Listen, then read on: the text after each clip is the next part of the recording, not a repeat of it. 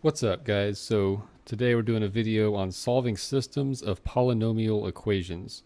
And if you remember from some of your earlier classes, systems of equations are where you've got two or more equations and you're trying to find variables which give you the same result when you plug them into any of the equations. So in this example, I'm looking for something I could plug into x here in this quadratic and also plug in here with this linear equation such that I get the same result, whichever one I plug it into.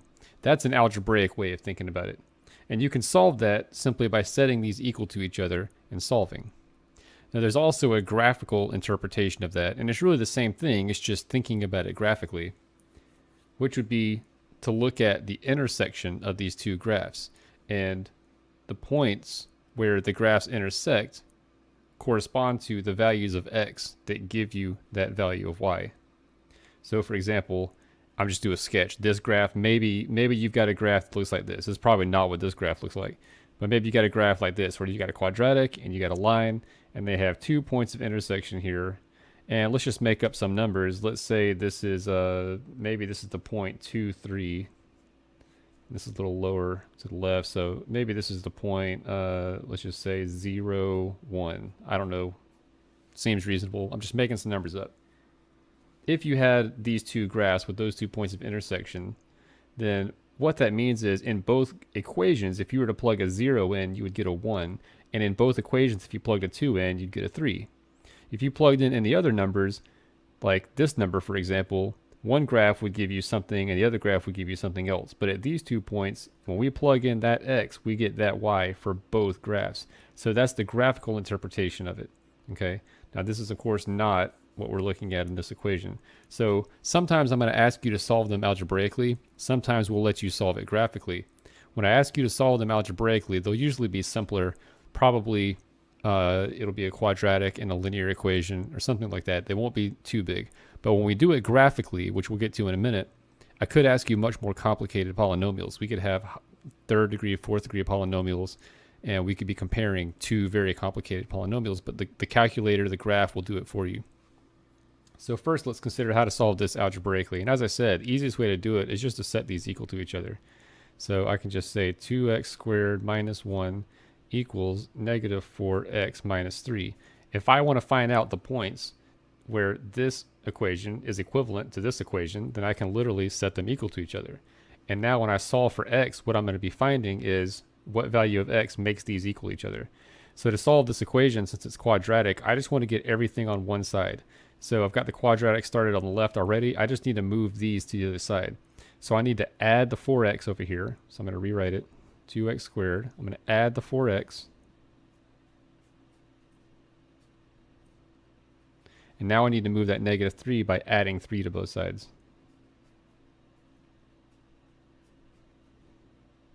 So that would give me plus 2. And let's see what we have here. That's a quadratic. Looks like it has a GCF I can pull out. I could use the quadratic formula if I wanted to. Right now, I could factor out a GCF and maybe try to factor it that way. A few different options. Let's see what we can do here. Maybe I'll pull the GCF out. You do have choices, and we've been covering quadratics for a while now, so hopefully this is not a problem for you. Let's see. Is that factorable? Is what's left here factorable? Are there two numbers that multiply to make 1 that add up to make 2? I think so. I think we can factor this as x plus 1 and x plus 1. X squared plus x, that's 2x, and then plus 1. Or another way to write this would be 2 times x plus 1 squared. And you don't have to if you don't want to, because we already know the answer. In both cases, what would x have to be? It would be negative 1. So the solution here is x equals negative 1. At negative 1, these two graphs are going to be equal to each other. Sorry, move that up. Where did I get that from? Again, starting from here. Okay. What value would I plug in here to get a 0? Negative 1. Same thing here. It's the same factor. Okay, so if I get a 0 for any factor, then that is a root. So we've solved when these will be equal to each other. And if you want to check, you can go up here and plug it in. If I plug in a negative 1 right here, see if you can do this in your head. Negative 1 squared is positive 1. 1 times 2 is 2. and 2 minus 1 is 1. So if I plug in a negative 1, I get out a positive 1. Remember that. Now let's check this one. If I plug in a negative 1 times 4 is 4, and 4 minus 3 is positive 1. So again, if I plug in a negative 1, I get out a positive 1. So in both cases, when I plug in a negative 1, I get out a positive 1, meaning they give the same output. That also means that graphically, you should expect these equations to intersect at the point negative 1, 1. What I want to do here is I've got the graphing software pulled up, and I want to go ahead and look at the graph. This is the same problem we just looked at, but let's just do an easy one that we already know the answer to, just so we can see and verify that the graphical interpretation is the same. So if we click on graph, now it may not show up on our window. It looks like our window is set to kind of a weird setting, and this could happen to you. So it looks like there's a lot of stuff going on down here. So maybe the first thing I would do is go to zoom and go to zoom standard, which kind of sets it to a 20 by 20 window. It's going to go 10 units in either direction, or about 10. It's something close to that. And maybe it's a little more. I think it's 10 units in every direction. So there goes the quadratic, and there goes that line we graphed. So it looks like there's something interesting happening here, but I can't really see. So maybe I want to zoom in a little closer to that. So I'm going to hit the zoom button. I'm going to go to zoom in. And I'm going to move that little blinking cursor, which usually starts in the middle. I'm going to move it over just a little to the left. I want to center it right in that interesting area here. Maybe move it up a little bit. Let's center the zoom right there. And as we zoom in, there goes the quadratic. And there goes the line. So it really looks like they're only intersecting at exactly one place. Now, this is what's pretty cool. We can actually calculate exactly where it's intersecting. So what we have to do is we go to Second, Calc. And we, again, calculate values. We can calculate minimums and maximums and zeros if you want to know x-intercepts. Intersect is what we're interested here. I want to know where these two graphs intersect each other. So I'm going to hit enter. Now it's going to ask you, first of all, notice at the top it says y1, and it's got the quadratic. What that means is this cursor is currently hovering on that equation. If I press right or left arrow, that cursor is going to move along that quadratic. Okay? So that's how you know. You don't need to do this, but I just want to show you that it's kind of locked onto that equation. It's asking, what's the first curve? What's the first equation? Well, that's going to be our first equation. So I just press enter. And now it's automatically going to move to the line now and say, what's your second curve? And that's, of course, the second curve. It's basically asking you which two graphs do you want to look for an intersection of. In case you had a bunch of graphs at the same time, you're letting the calculator know which two equations are you trying to find the intersection for. So just press enter again. Now it's going to say guess, and the guess in this case is actually kind of important, because if there's more than one intersection, you want your cursor to be the closest to the one you're actually looking for. With the minimums and maximums, the guess didn't matter very much, but here there's potentially more than one intersection when you're doing this, and so you want to get it close to where you think the intersection actually is when you guess.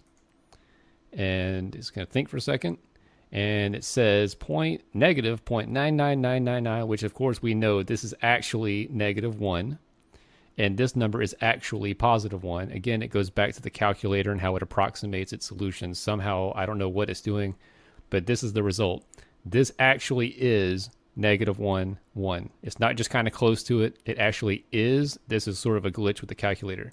We know already algebraically we solved this and saw that it was -1, 1. And there it is. That's where the two equations intersect each other. Okay, so once again, I've got another example here, and I've went ahead and typed them in. So we've got 13x plus 4, a linear equation, and now we have a cubic function. So this is not one that you would probably want to solve algebraically. It would be a little bit difficult, but this is x to the third plus 2x squared plus 14. So let's just go ahead and hit the graph, and I've probably got it zoomed in a weird way here, so who knows if you'll even see anything. Yeah, so there's something going on here. I'm just going to go ahead and zoom back to the standard zoom, get it back to the regular window. It's going a little slow for some reason. Zoom, there it goes. Zoom standard, you can just press 6. And let's see, we get a better picture here. There goes one graph, and there goes the other one. Still not seeing very much here. So I've got a couple options. It looks like something may be happening off the screen this direction, but I kind of suspect something might be happening down here too. So we could just zoom out, or we could just slide the screen up or down. Let's just zoom out one time and see what that does. We can always just move it around how we need to. Press enter. There goes one graph. And there goes the other one. So it looks like this other graph, again, the resolution's not very good. They do intersect down here somewhere. And it looks like it comes up and then it curves back down and comes back up. So my guess is that it's going to intersect down here and at least once here. It may actually cross more than once here. We'll find out. So here's what I'm going to do. I'm going to go back to zoom. And again, you can feel free to kind of, move it around how you want to. I'm going to go to zoom in. And I'm going to move the cursor, that blinking cursor that was in the center. It blinks kind of slow. See, I'm moving it up. See, it's blinking right here. I'm going to move that up to this region. I kind of want to see what's going on up here. But it'll be, since I'm zooming back in, but it'll be higher up than where it was before. So we'll see a different part of the graph. And I may have gone too far this time. No, doesn't look like it. So I kind of want to get, it's in here. You can see these are kind of intersecting. The resolution on these calculators is terrible. They're so low. So we just kind of have to move it around until we get it where we can see something interesting. It looks like they intersect right here. So I'm going to go ahead and just zoom in there and see what happens. There goes the first graph. And here comes the second graph. And there it goes. Intersects right here. I don't want to zoom anymore. I kind of just want to slide it up. And I don't really need to see so much down here.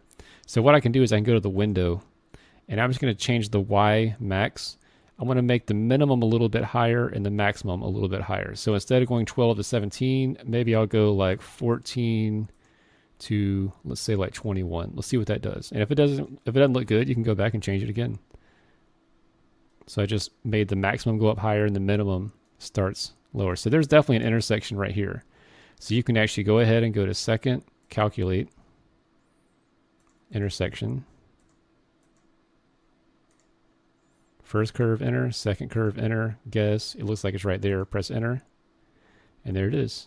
Intersection is at 1, 17. That means if you plug a 1 into either equation, you'll get a 17 out of them. Okay. Now I want to zoom back out and see if I can find another intersection. In fact, I think this might come back together. So I'm just going to kind of move the screen up instead of zooming out. So let's go to window. I'm going to set the minimum to what the maximum was before. So we're going to put the bottom of our screen where the top was before. We're sliding it up. So I'm going to set the minimum. I'm going to go to like 22, a little bit higher. I'm just moving it up. And we're going to make the maximum, I don't know, let's say like 28. Let's see how that looks. Maybe that'll get it, maybe it won't. There goes the first graph. And there goes the second. It definitely looks like they're going to intersect again. I just need to move it up some more. So again, I can move the minimum up a good bit and then move the maximum up. Window. Let's set the minimum to 28. Sounds good. And we'll move the maximum up to about 36. Let's see what happens. I'm just kind of picking numbers, just moving it up. There goes the first graph. There goes the second graph. It looks like they intersect right here. So we'll go to second, calculate. 5 for intersection. First curve, enter. Second curve, enter. Guess. Where's the guess at? We need to make sure the guess is pretty close because there's another intersection it could be getting. I think it's where it still was from the last one, so we just need to move it over. I'm going to move it till I see it on, there it is. Went a little too far to go back. So it's somewhere around there, press enter. The intersection is at 2 and 30. So we had one at 117, one of them is at 230. Of course, I can't write right now, but you would be writing these out. You would write out the coordinate pair 117 as an intersection, 230 is an intersection, and we need one more. I think there's no at the bottom, so let's zoom out. Press enter.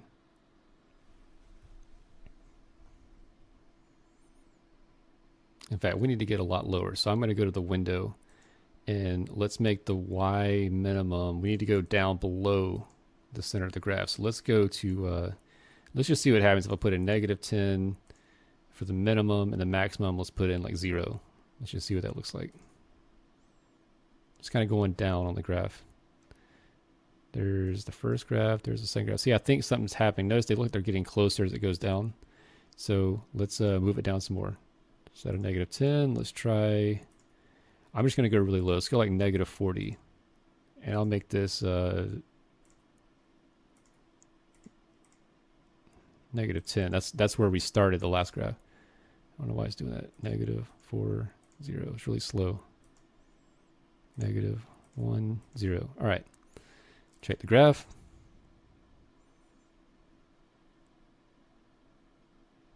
Still not intersecting. Wow, it's really low, but you can definitely tell they're getting closer and closer. Okay, so I need to go even further down. Let's go to the window.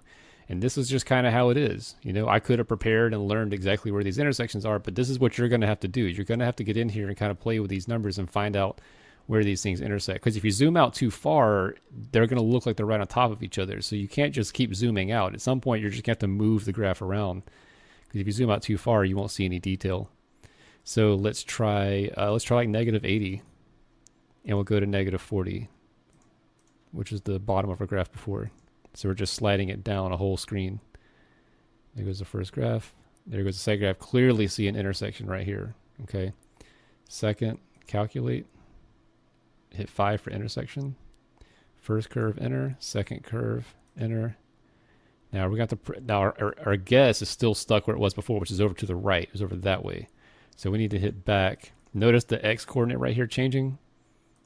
And here's the y-axis right here. So we need to get into the negatives on the x-axis. This number needs to get into the negatives. And we should see it hopefully pretty soon. Even if we don't see it, if we just get it really far negative, it should be closer to this intersection than the other ones. You can also look at the y. It's -4. Remember, we're down in between -40 and -80 at this point. So we're kind of far down here, but you notice it speeds up. The graph gets steeper. There it is. Press enter. And there it is, -5 and -61. So that means if you should be writing these down, your x coordinates were -5, 1, and I believe the other one was 2.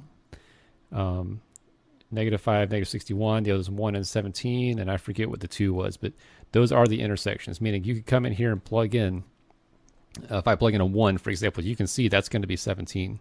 If I plug in a 1 here, I'm going to get 1 plus 2, which is 3, plus 14, which is 17.